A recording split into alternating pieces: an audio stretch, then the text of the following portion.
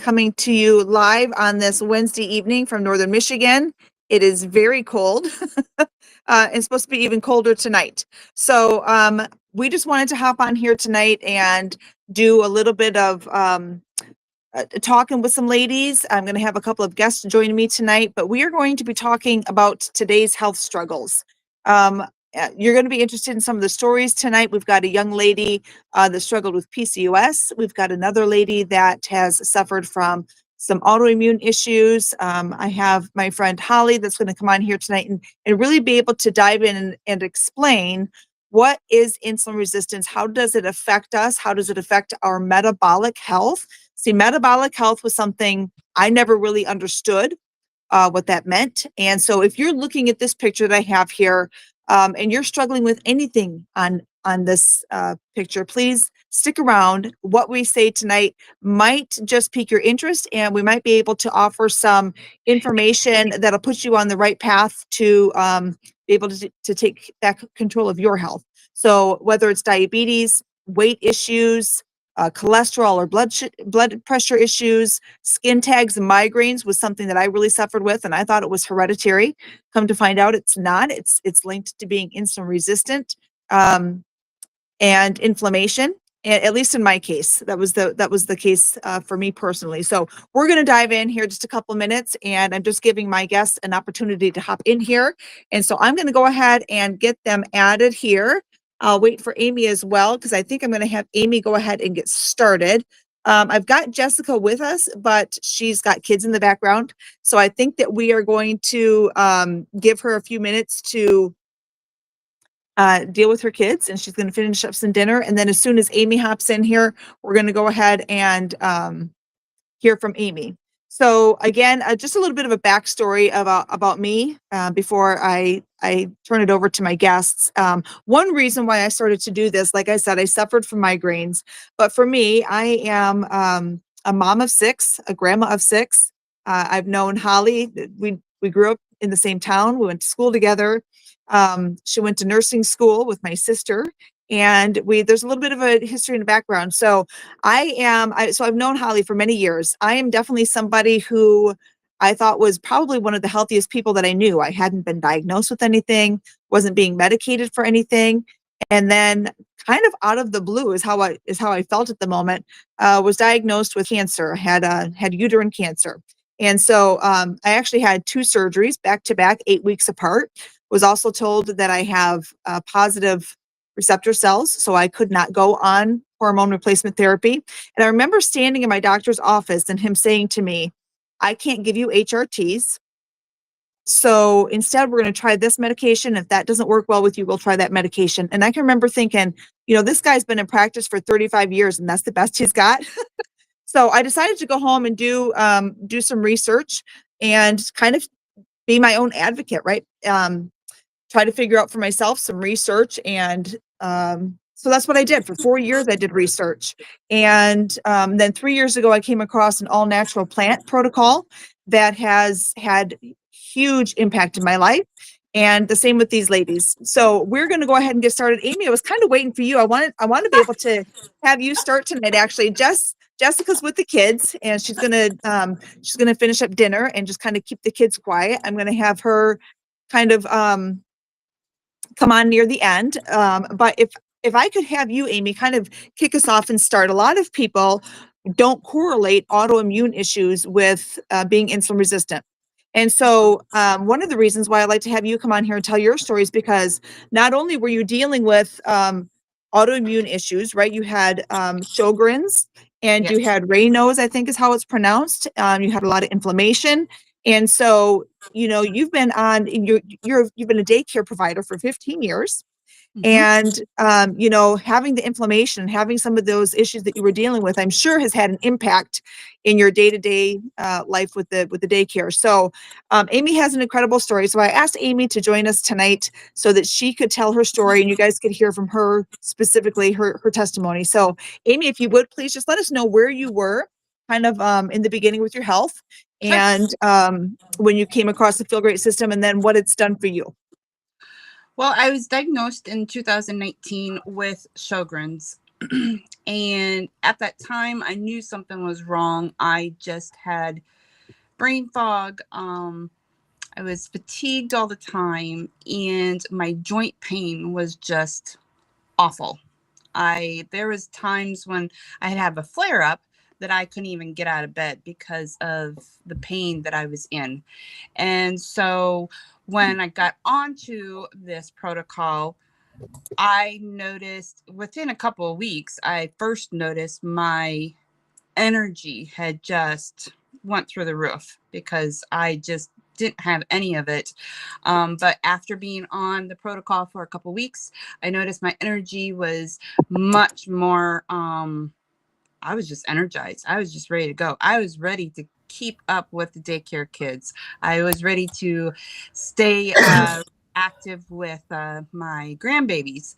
So that was the first thing that I noticed. The brain fog and the fatigue came later, but it took a couple months for me to finally realize that I didn't have joint pain anymore. I was getting injections in my hips because it was so excruciating pain. And I did that for almost a year before I got on the protocol. And when Jessica brought this up to me, I'm like, I'm all for it because I was in that stage of wanting to go all natural with my, with things. And that was just a life saving. I mean, I have my life back. I can actually do things and stay up and be motivated when the kids want to be doing stuff here in daycare and my grandbabies. So my migraines that I used, that took a little bit longer too. But like I tell people, we don't get sick overnight. So those things aren't always going to disappear overnight. It's going to take a while for your gut to get healthy from being on the protocol, and actually all of your symptoms finally being resolved and being reversed. Right. Absolutely. That's so true. So, kind of interesting live tonight because I asked Amy to come on here, and she's talking about being able to keep up with not only her daycare kids but her grandbabies. So the young lady in green is the mother to those grandbabies, and so it's kind of cool, right? I don't get to have family on together like this very often, so it's kind of neat. You guys know each other's stories really well, but I think it's very important to be able to highlight some different areas of health, right? So migraines. Amy, you may have probably told me that once before, but if you had, I'd forgotten about the migraines. Yeah, So I've had migraines since I was probably my early 20s. So I've been dealing with migraines way before I had the joint pain. So that was the first thing that I found out that it was due to insulin resistance. Um, so I also was on lots of medications and doing the injections when I would get a big bad one. So I won't have to go to the ER or go to the hospital or even the clinic to get help. So yeah, I was on those kind of medications since I was in my early 20s with the migraines. mm. Well, I remember like growing up watching my mom um, have migraines all the time, and I tease and say that she used to keep Excedrin and Tylenol and Motrin in business because she would buy so much. But I remember it was like Excedrin migraine relief or something like that was the one that I remember seeing bottles laying around the house all over the place. Beside the table in the bathroom, I think in the windowsill in the kitchen. And it never relieved her of her migraines, but it did end up giving her a bleeding stomach ulcer. And Yes. so when I started getting them, my first instinct was, well, I'm not surprised. That's going to be my lot in life because my mom had them. And then, Jessica's cousin, who's also my nephew, started having them quite young. And I thought, wow, I didn't realize that heredity, if that's what this was, Mhm. would reach quite that young. But I don't know. I didn't know. I was kind of naive to the whole idea. And from my experience, my personal opinion is that a lot of that has to do with inflammation. Now, I asked Holly to come on here tonight.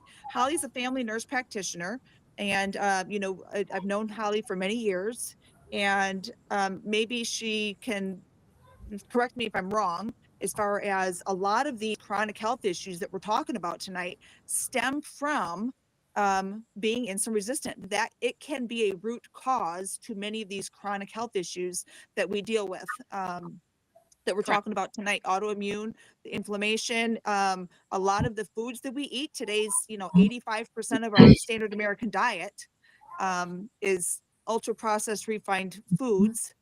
They have inflammatory responses. We cook a lot in seed oils, and that causes an inflammatory response. And then we also have other health issues on the call tonight, like Jessica, who's going to talk about her health issues that she had in high school. But Holly, if you would, I've kind of led into the fact that you're a family practitioner, family nurse practitioner, and you have the knowledge, the medical experience and education behind you. So would you just kind of share with the people too, what kind of turned you on to the Feel Great system, what it's done for you, but then when you're ready, you let me know. And Holly supplied me with some pictures. She's going to go ahead and we're going to work through a slideshow, and she's going to explain metabolic syndrome or metabolic disease. So go ahead, Holly, go ahead and take it away whenever you're ready. So like Becky said, I'm a family nurse practitioner. Can you hear me okay? Yes. Yeah. One thing that I've noticed that I've been a nurse practitioner, will be 10 years this spring. And one thing that I've noticed is that people are becoming sick and more sick and more sick and have many chronic comorbidities and happening at a younger age. And the sad part with my practice is, if you see one person with a diagnosis, there's usually 3 or 4 that follow that diagnosis.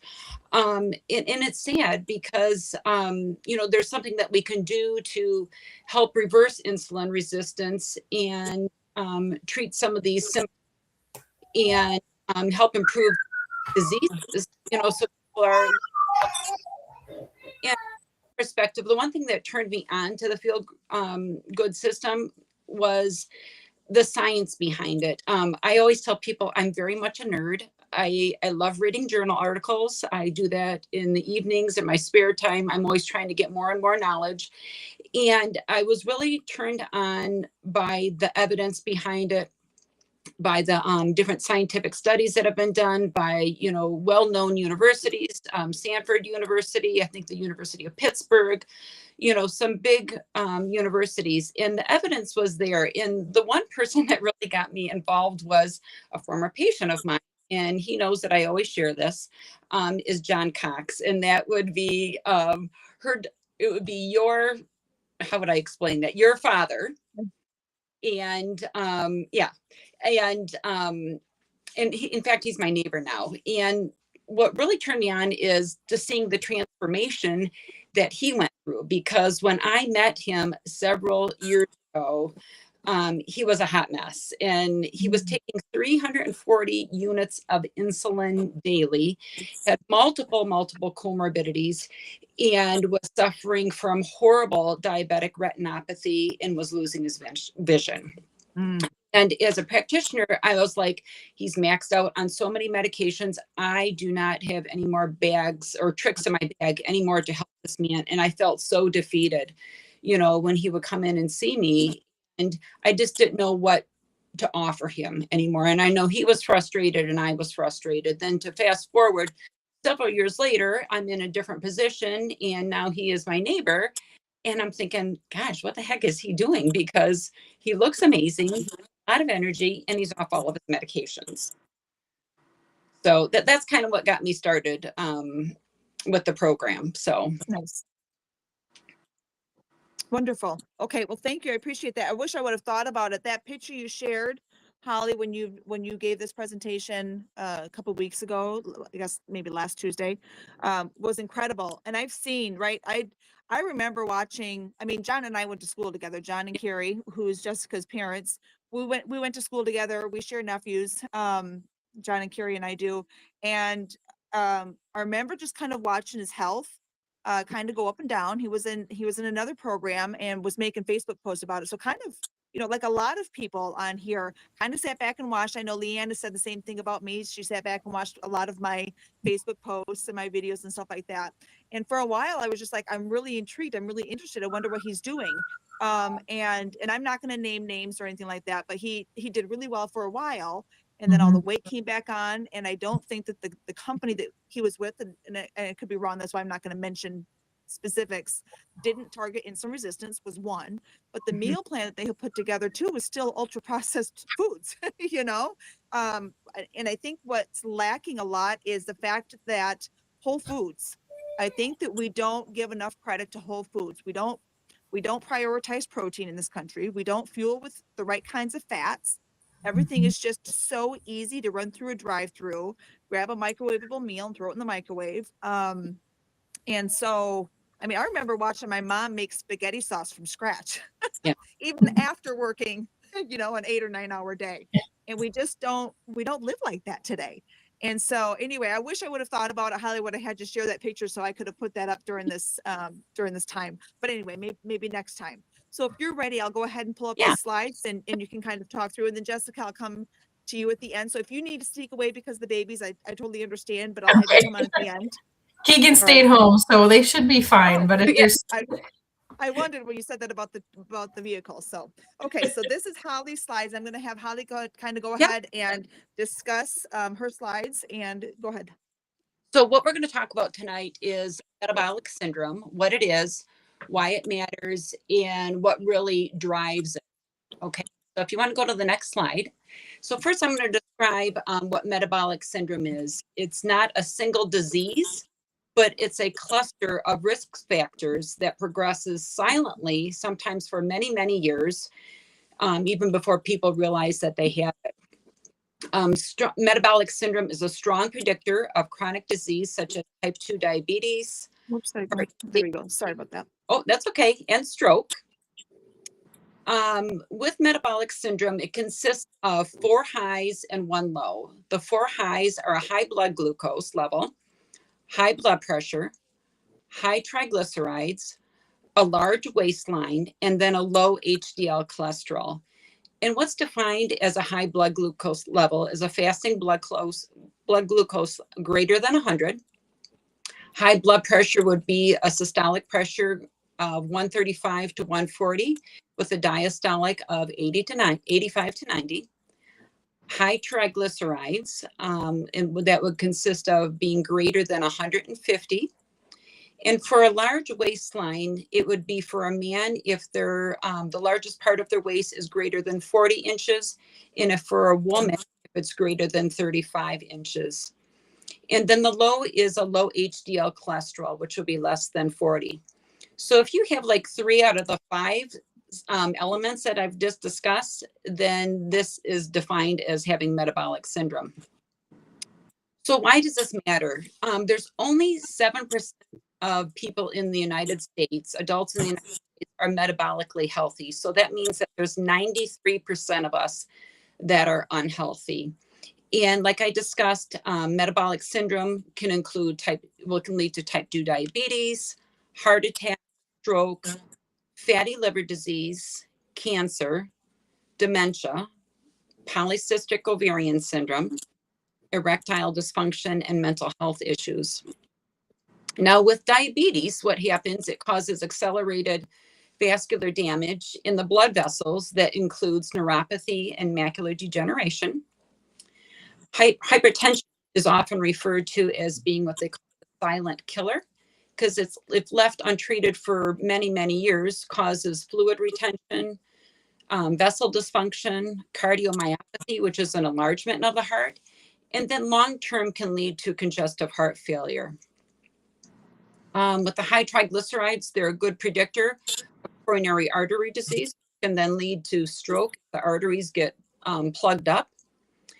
And then the liver begins to start to suffer as well. All these high triglycerides are moving throughout your blood system, and it starts to begin to overproduce high amount of triglycerides that then starts to increase the clearance of your good cholesterol.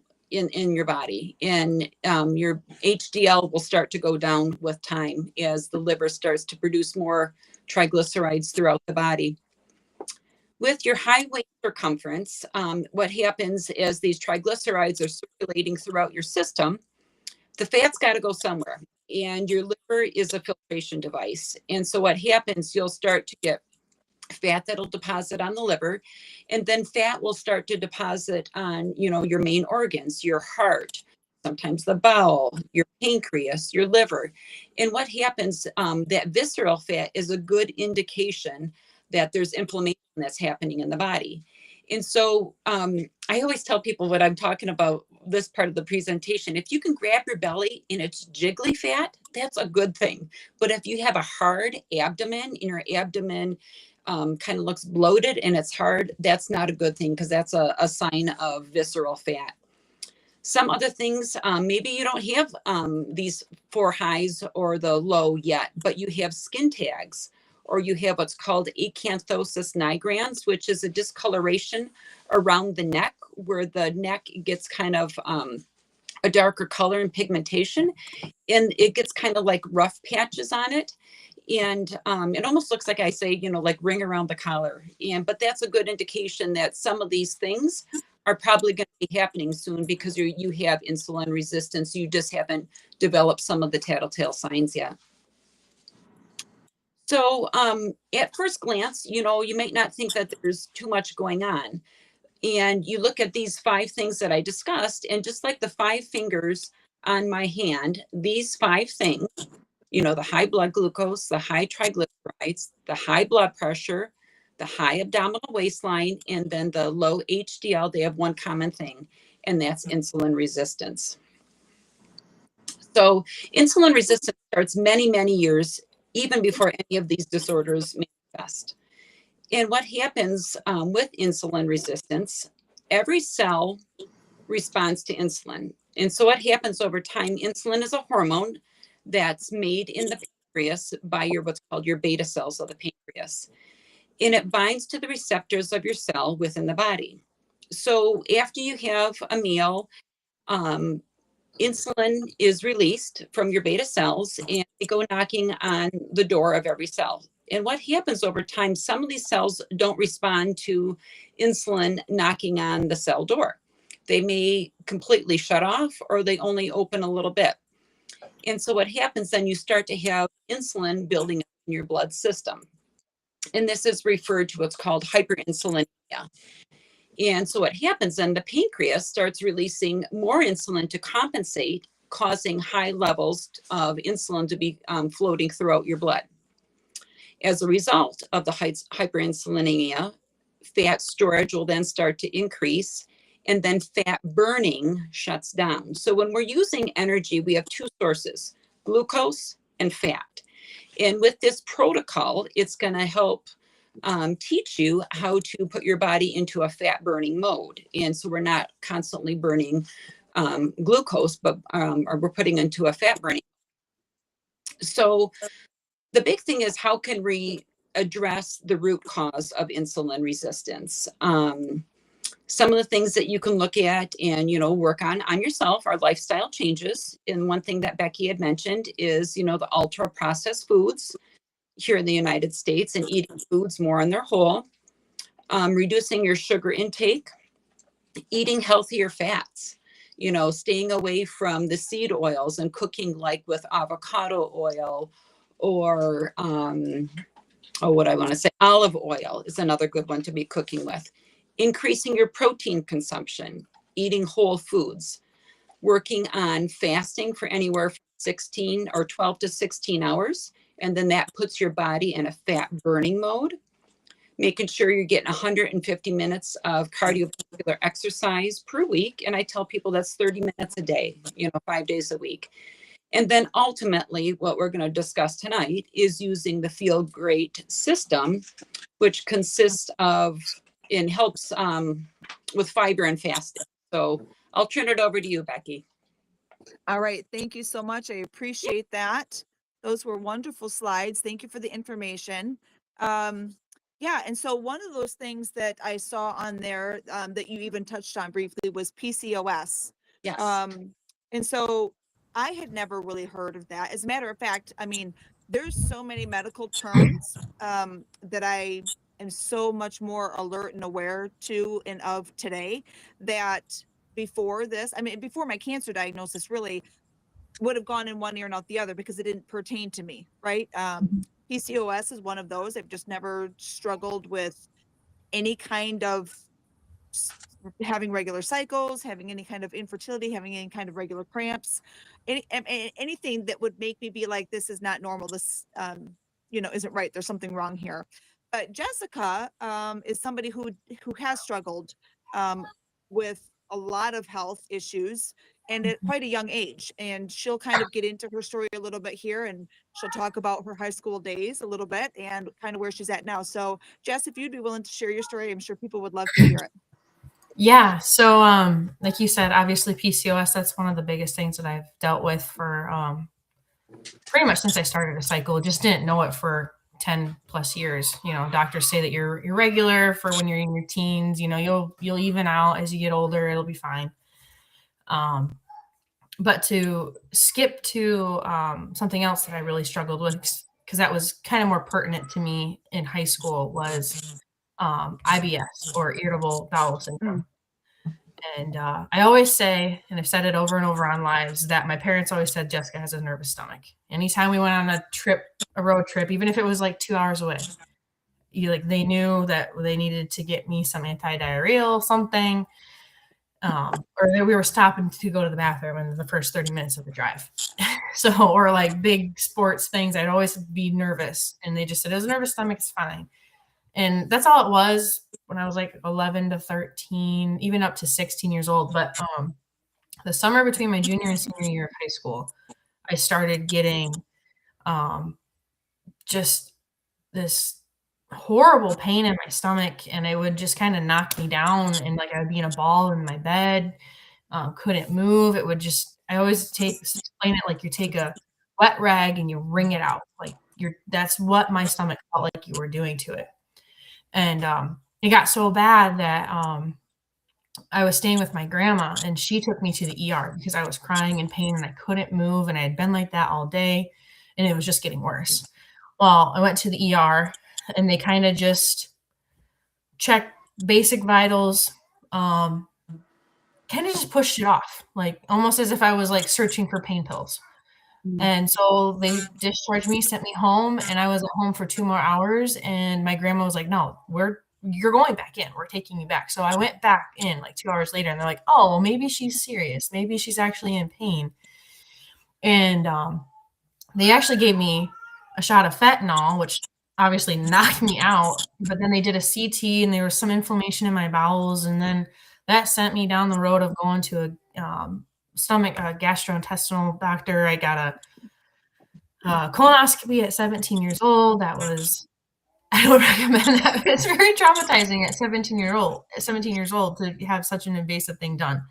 And they didn't find, we went through a bunch of other tests and tested everything else that they could think of, and nothing positive like Crohn's or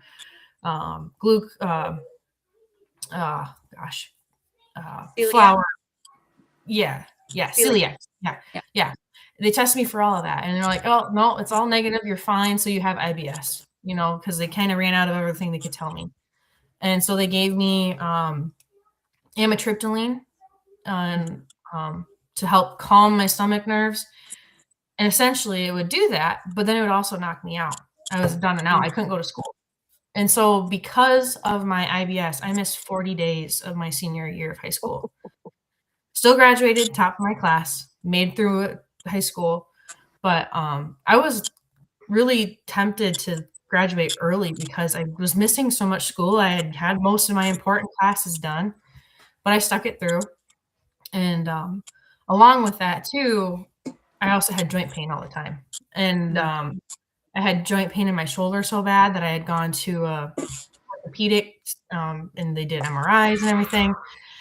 And again, they were just like, you have hypermobile joint syndrome. I'm like, okay, what's that? Nothing to do, nothing to help fix it. And it was just painful. My hips and my shoulders were horrible. And so I just kind of was like, well, I guess this is life. I'm just going to take meds when I need it. And, you know, at 17 years old, that's kind of where I was at. I shouldn't have been that way. Mm. So fast forward to my early 20s, I got pregnant with my first son. I was always irregular. I could go 25 days. I could go 40. I actually missed a period for 3 months and I was not pregnant. And when I did have my period, it was super heavy, horrible cramps. So, and I would also usually flare up my IBS. So the two together would just put me out. And I got pregnant with my first son. I didn't know I was pregnant until I was like 8 weeks along because it wasn't on normal for me to miss my periods. But then your sister Robin was my OB nurse, and she's like, told my mom after I had my first son, she's like, does Jess have PCOS? Like, you know, I had the like facial hair and like the overweight, the irregular periods, and I had some complications in my pregnancy. And so when I went for my post-op appointment or my 6-week checkup, I was like, do I have PCOS? And they're like, yeah, you know, you do. You do. And I'd gone to the doctors my whole life and doing checkups and following my doctor, like, you know, my periods are irregular, they're heavy, they hurt. You'll even out eventually. You know, it's just normal for you to be. I'm like, but so anyways, a lot of just this is your life and this is what you're going with. And in my early 20s is like kind of defeating, you know. So, but fast forward to now, when I started the protocol, I was actually pregnant with my second son. So I took it easy on the fasting, but I implemented the Unamante and the balance, and using those, my energy was better. My body didn't ache near as much in my second pregnancy. I still did have some complications with him wanting to come early at 31 weeks.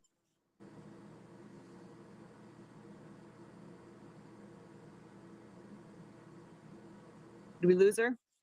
Short. Can you guys still hear me? Yeah. Yep, there you go. Can you hear me, Brittany? Okay. I don't know if maybe my kids touched my internet. Sorry.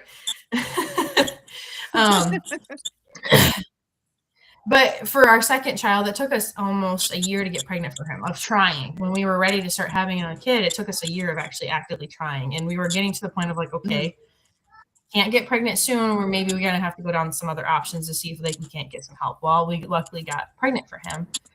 And then after I had him, I was kind of like, well, we know we want a third kid. It took a year to get this one, so whatever. 3 months later, 4 months later, I test positive for my third pregnancy. And the couple periods I had between those two were dead on.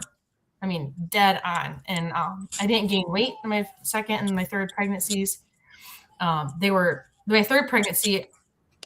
I was like, I wasn't even pregnant. I mean, towards the end, yeah, you know, I was feeling pretty big and tired at that point, but they were totally different. And now my period is for over a year now, like between 28 and 32 days. I have never been that regular my whole life. And when they do come, a couple, like 4 to 5 days, and very minimal cramping. It's a total 180. So right there, and then my IBS is gone. I usually don't like to say like it's gone, it's cured.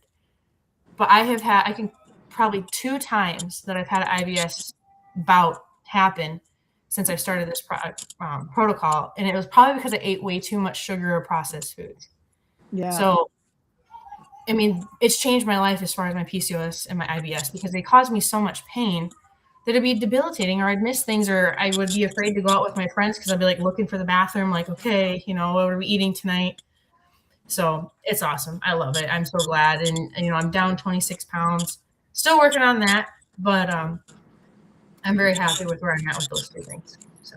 Yeah, but you are. That's incredible to finally be regular. We hear so much, you know, especially for such a young lady like you were, to say, well, you'll grow out of it. That'll, you know, just give it some time, give it 5 years. When you're in your early to mid 20s, it'll start to, and then, you know, when we get to our age, the rest of us ladies, actually, I don't even know how old Amy is. Holly and I know how old Holly is.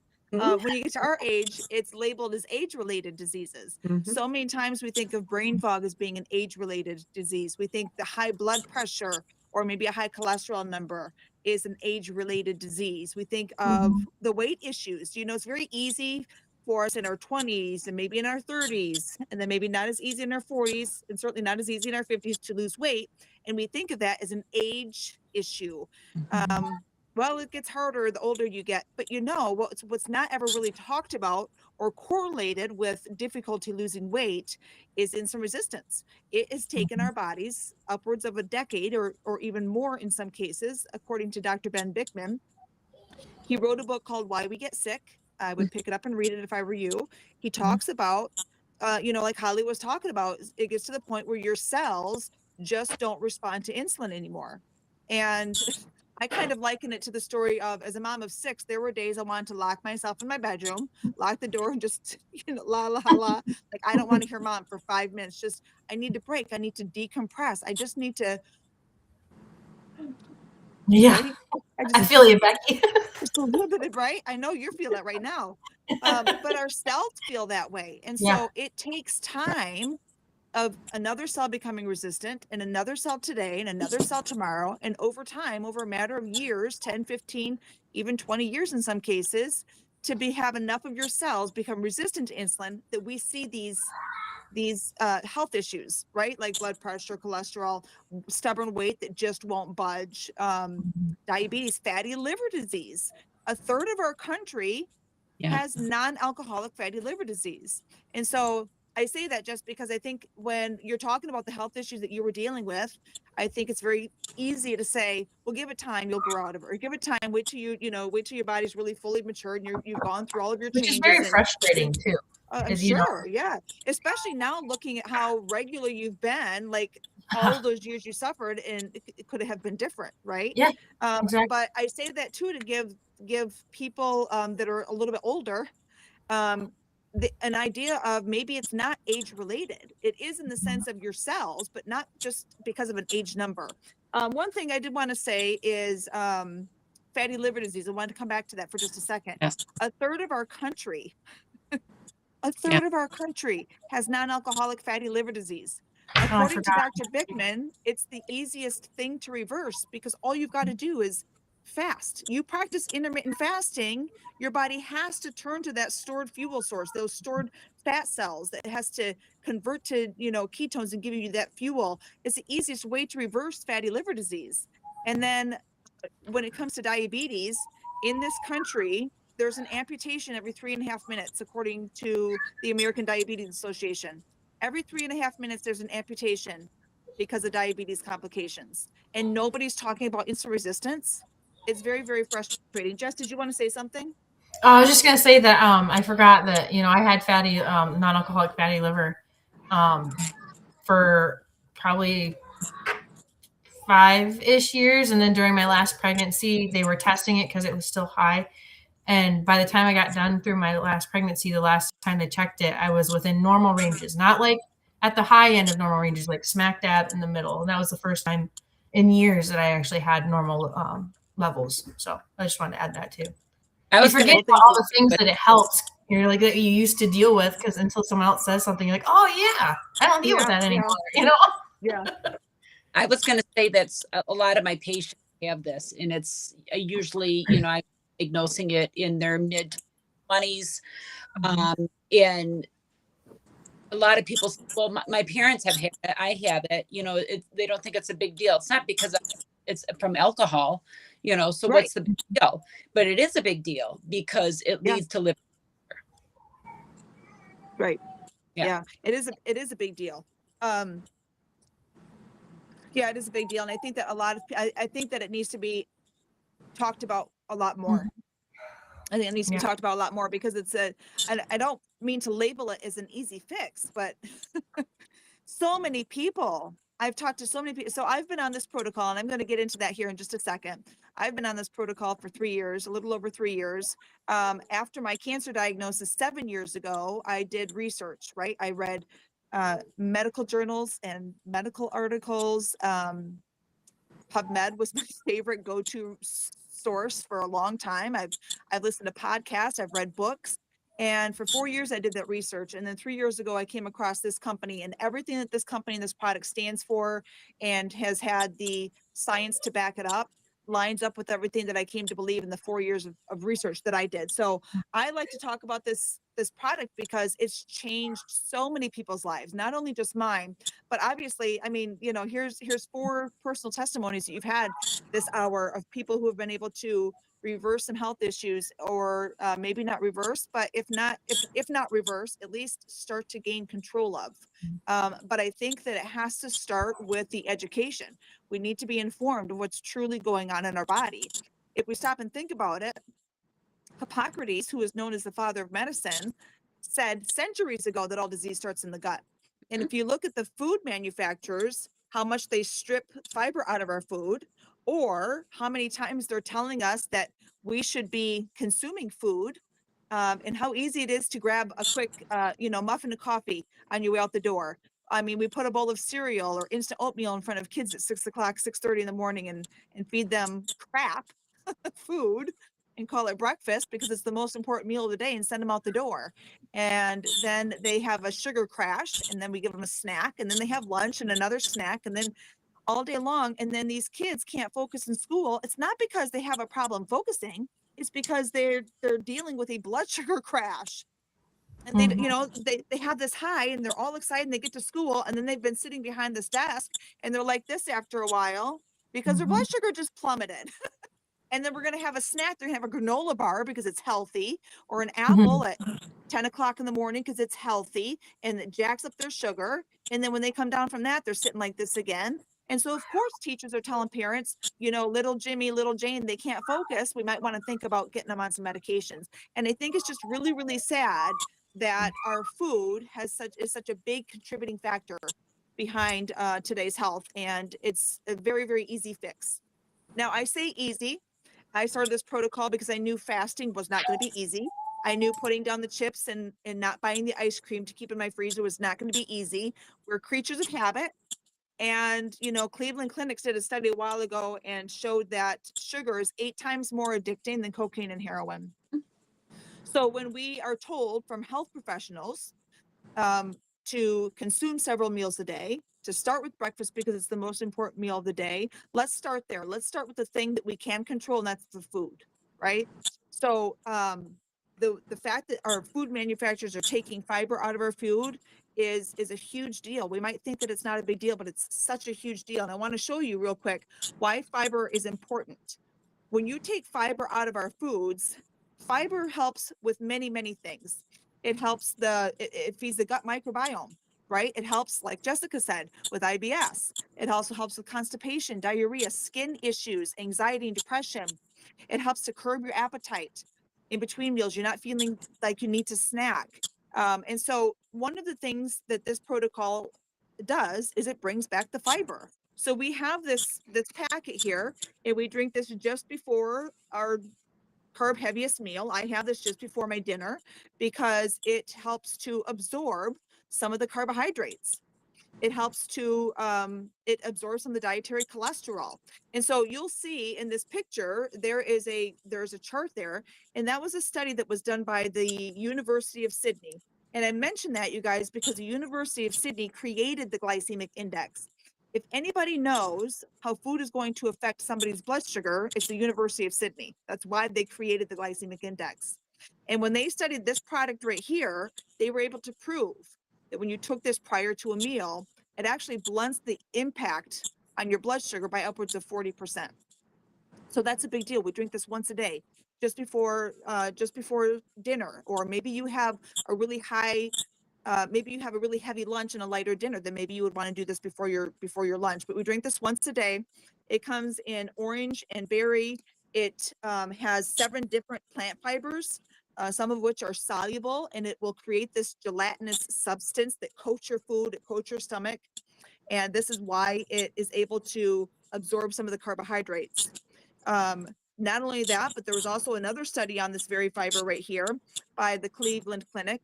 And their concluding statement said, such a product, if taken regularly, could reduce cardiovascular risk. And Holly talked about that tonight when she was discussing metabolic metabolic health, could reduce cardiovascular risk on a population basis. Not only that, but it could also potentially decrease the need or even the dose of lipid lowering prescription drugs. Holly, would you just kind of real quick, because when I read, right, or when I heard lipid lowering prescription drugs, that was one of those ones that went in one ear and out the other, because I don't know what that meant. But could you kind of explain what kind of an impact this has for somebody that's on lipid lowering prescription drugs, or what that even is? Well, I'll be totally honest with you. So in the job that I do on a regular basis, I've had a couple patients come to me, not because I promoted it, at my work, but they came to me and had high cholesterol, high triglycerides, and their HDL was very low. And these two individuals were very motivated. One was a young man, one was an older lady. I was going to say about like 75 years old. And it was really interesting because both decided, they said, no, we're not going to take a statin. And I said, I totally respect that, but you have to do lifestyle changes. Okay. And they're like, they didn't say anything to me about it. And they said, both of them were like, well, I want to try something. Could I come back in 6 months to have my labs checked? And I'm like, sure, great. I go face to face, because 9 times out of 10, patients don't do lifestyle changes. They just want a quick fix. And both of them said to me, no, I want to come back. I want to do a face to face. I know my labs are going to be better. I'm thinking, whoa, they're taking this serious, and most patients, I hate to say, don't take it serious. And so back, I showed them their labs. I'm like, so what did you do? Did you change, what did you change in your diet? How have you been exercising? Both of them changed nothing that they were eating. Neither one of them exercised. And all they did was follow this protocol for 6 months. And so they said, well, have you heard of this protocol? And then I smiled. And I said, is it called Unicity? And they're like, yeah, how did you know about it? And so then we had a little conversation. But both of them did nothing other than they followed this protocol. They did not go and work out at a gym. They didn't even do, they said some things, with their life, they tried changing with their diet a little, but it was nothing extreme, extreme. They just followed this. Yeah. And in 6 months, the one guy, his cholesterol was like 350. Triglycerides were super high too. And they just did this. And the one gentleman, his younger guy, his liver enzymes were normal also, just by following. Yeah. So I love stories like it gives me chills. I don't know if I'll ever get tired of the stories, but it comes with a 90-day money back guarantee. And I've had several. So after because I had done 4 years worth of research. So when I came across this, I was not a skeptical. I jumped in with both feet. I said, I'm going to do this for myself, probably for life, because of my health. People don't have to. It comes with a 90-day money back guarantee. And I've heard a lot of people say, that's it. I'm doing it for 90 days. I'm going to prove this doesn't work. And then it does, right? But yeah, in my 90 days, I dropped 30 pounds. My daily headaches were gone. I used to have migraines once a month. I've had 3 in 3 years, so about once a year. My restless leg syndrome is gone. The inflammation is gone. So yeah, I love I love talking about this. That's incredible. Thank you for sharing that. So fiber and fasting. And I say that, Holly, I mentioned that because I didn't change anything in those 90 days. Those are my results. And I didn't change anything. I followed the program. So it's 2 meals a day. You're not having snacks. You're not eating the breakfast foods. You're drinking this when you're not eating, and you drink this just before you eat. That's it. Twice a day and once a day. That's it for $5 a day. I did learn over time that if you do choose to implement some exercising, that anything that is resistance training, anything with weights, is going to utilize glucose more, because the muscles carry 80% of the glucose load.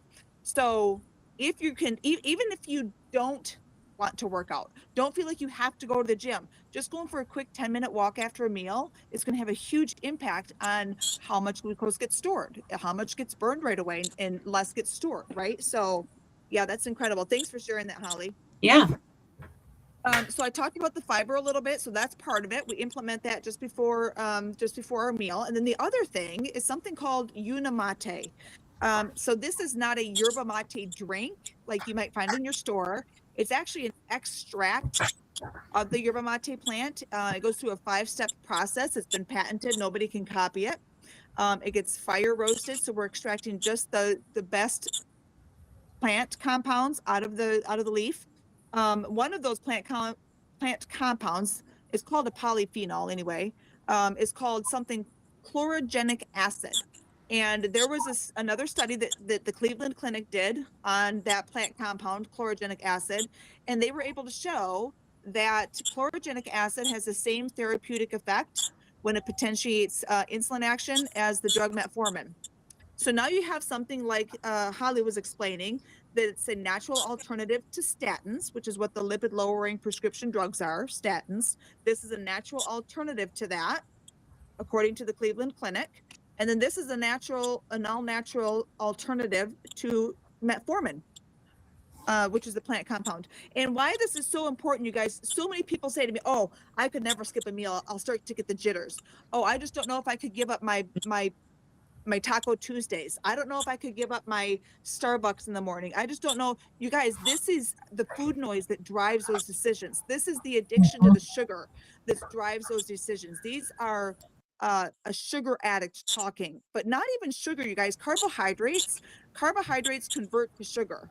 So you're going to have that sugar addiction because you're eating pasta, bread, rice, because your body's just used to sugar driving those decisions.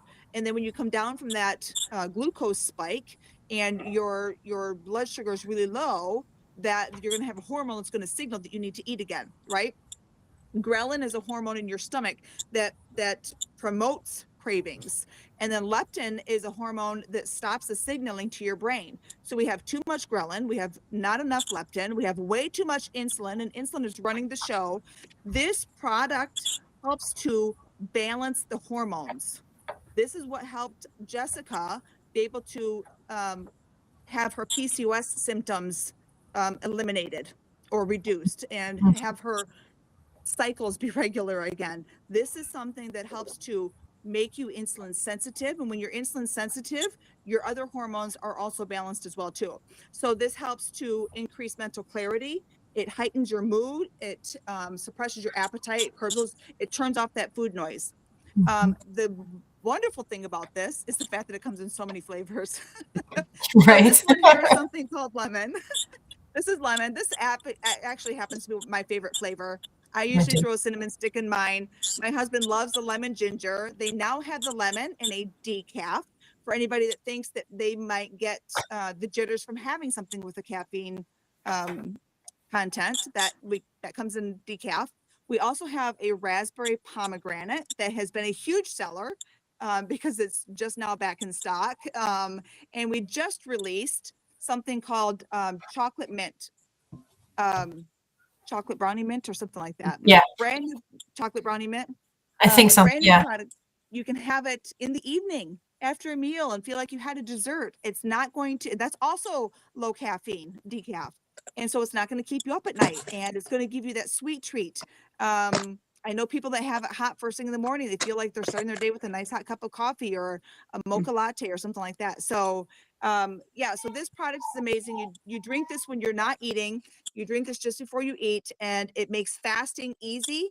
And this helps to fill you up. It slows down that digestion, which means your blood sugar levels are coming down at a natural pace. For $5.30 a day, you guys, this is what we've all done that has gotten us the results that we have today.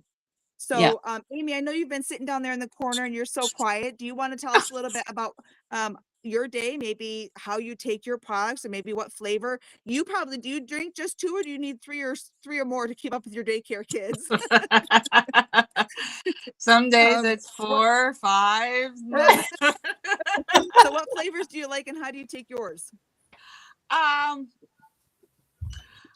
like all of them.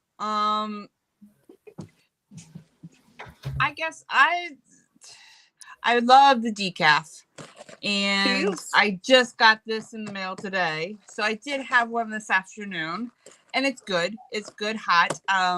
I drink mine hot during the winter time, and then they're cold during the summertime and stuff. But I guess my favorite is the lemon and then the lemon decaf, because towards the end of the afternoon, I will switch over to the decaf. The raspberry pomegranate is good. It's very probably good. just not my favorite right yet. So, Right. Yeah. but I wake up in the morning and I used to have coffee, but just black coffee.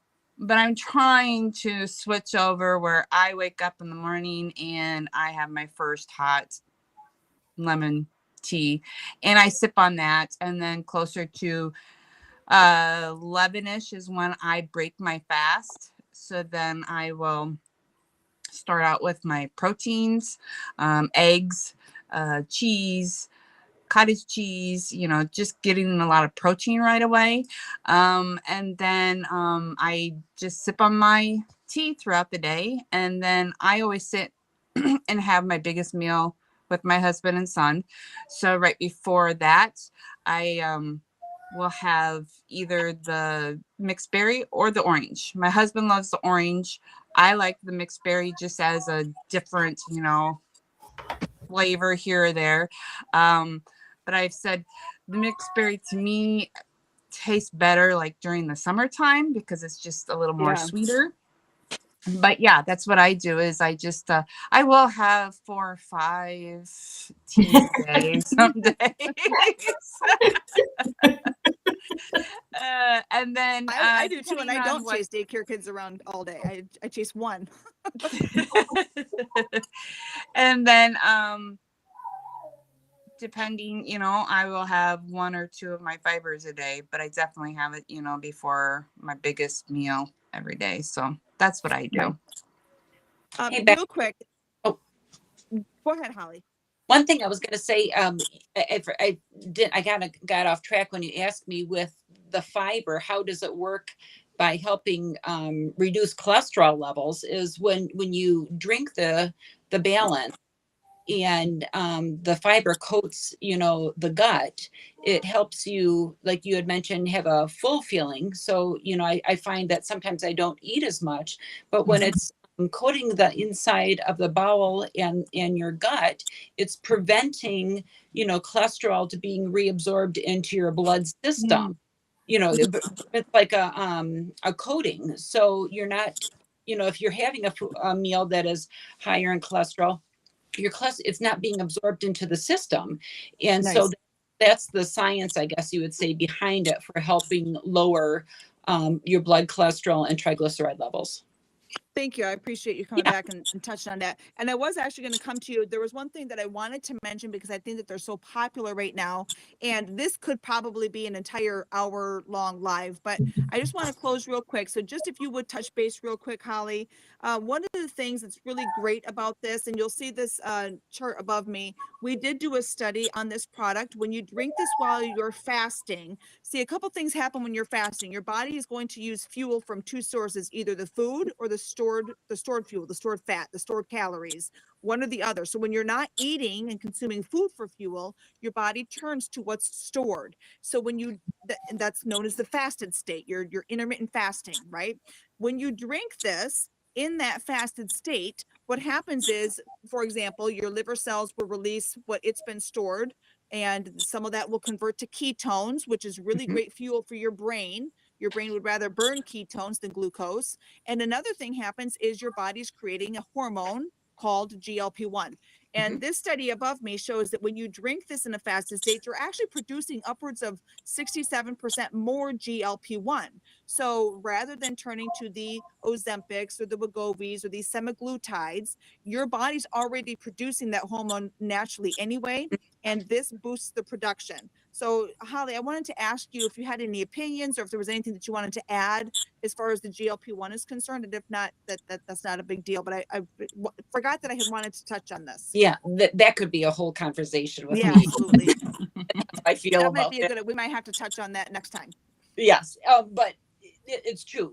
GLP-1 is a natural hormone that we all produce, and like Becky had said, when you're in that fasted state and you drink the tea, it increases your natural GLP-1 naturally, and you don't have the side effects that go along with all those medications. Yeah. Right. Yeah. So anyway, if you guys, thank you ladies so much. What a great panel we had tonight. Thank you so much. Holly, I will definitely be asking you to come back on again. I love the slide presentation. Usually I'll have medical professionals, health professionals on here, and I don't think to ask them to put together any kind of slideshow. And so I appreciate that you had this before, so it was real easy to bring with you tonight. And so for that, I thank you for bringing your knowledge and your wisdom and your expertise in the field, and for taking an hour out of your evening to spend with us. Same could be said with Jessica and Amy. Thank you guys for taking an hour out of your evening. Jess, your kids were very quiet.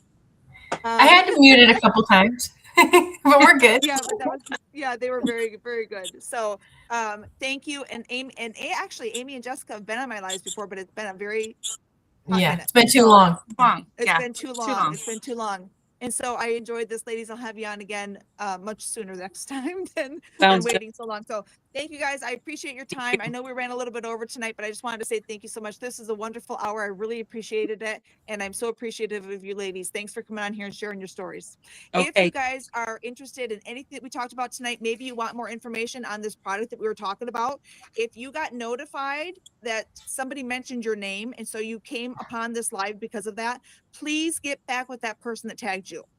And they can give you a discount code that's going to lock in that $5.30 a day price for you on a monthly subscription, and they can help answer questions and anything like that. So please get back with the person that tagged you. We want to make sure that they get credit for reaching out and thinking so highly of you to tag you in a post.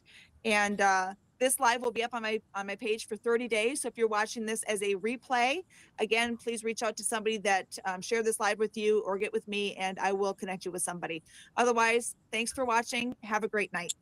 Thank you. Thanks, ladies.